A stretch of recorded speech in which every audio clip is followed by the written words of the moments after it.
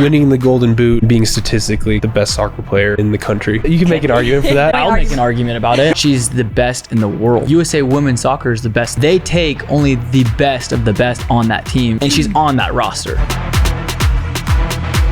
I worked really hard to establish myself as a dangerous goal scorer. That's a difficult touch. She bodies it down to half volley and puts it away. All these areas are firing at the same time, and I'm just at the peak of my game. Where does your source of confidence come from for yourself, and how much of it is based on actual accomplishment versus like something deeper, I guess? Abilities, skills, mindset, like anything related to that? Yeah, I mean, I would say like actual like physical accomplishments, like trophies, like don't motivate me a ton. Like I think it's fun.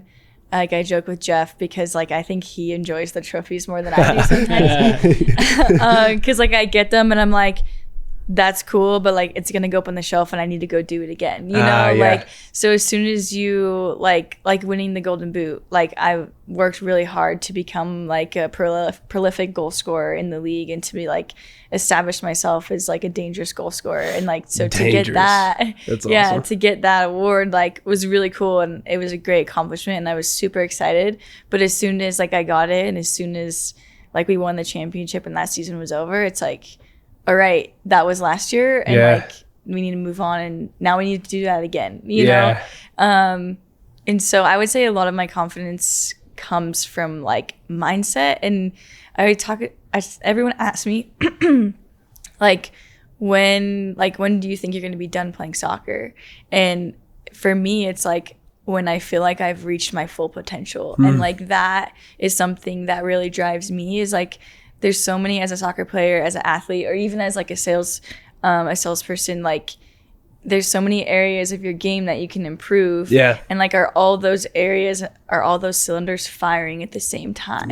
And that's what excites me. And have you honed them in a way that makes you the best at that, or like what you could do, right? Exactly. Because if you're always basing your confidence on what you've achieved, then first off, it's in the past, so it already happened. And it's like, and it's a lagging result of all the work you did like 10 years ago or 5 years ago, right? So exactly. It's not just that 1 year. It's like, I worked really hard for this for a long time.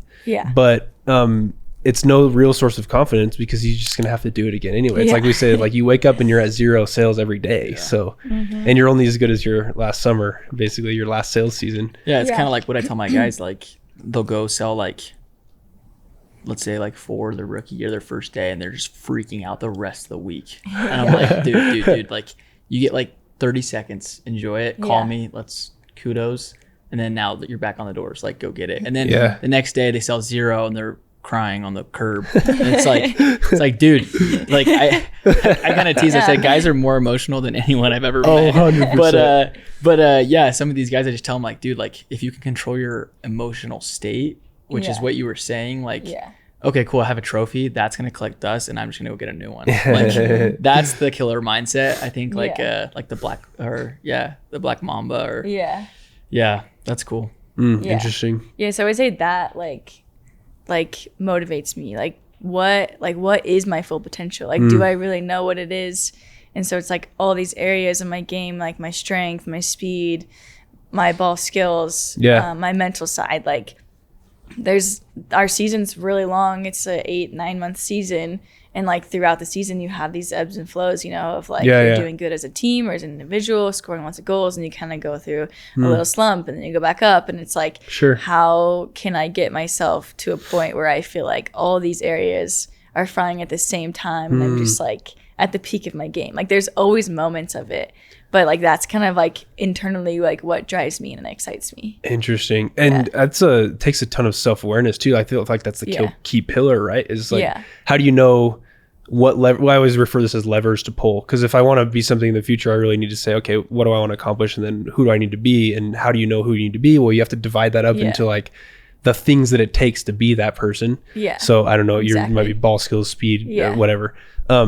Ours might be body language, confidence, some certain belief factors or inner game or proficiency at whatever. And then you just decide how good you are at those levers. But if you don't have self-awareness, it's impossible to tell what you need to work on, right? Like you might be, and for better, like you could be over confident in something that you're not very good at, or you could be downplaying your ability and therefore not going all out in it too. So like that self-awareness, I feel like is super key. Too easy. I can do this with my eyes closed. It's too easy